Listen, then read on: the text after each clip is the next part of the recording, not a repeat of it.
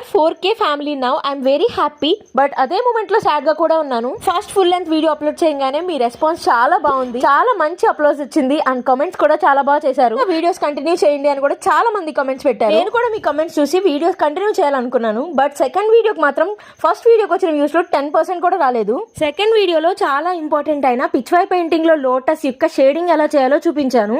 7 different types లో మనం shading చేసాము. వాటన్నిటిని మిస్ అవ్వకుండా చూడాలంటే సెకండ్ వీడియో చూడండి. కింద ఆ వీడియో లింక్ ట్యాగ్ చేస్తాను. చాలా మందికి ఇంకా నేను వాడే ప్రొడక్ట్స్ గురించి డౌట్ ఉంది. వాటన్నిటి డీటెయిల్స్ నేను కమ్యూనిటీ పోస్ట్ లో పోస్ట్ చేశాను విత్ లింక్స్.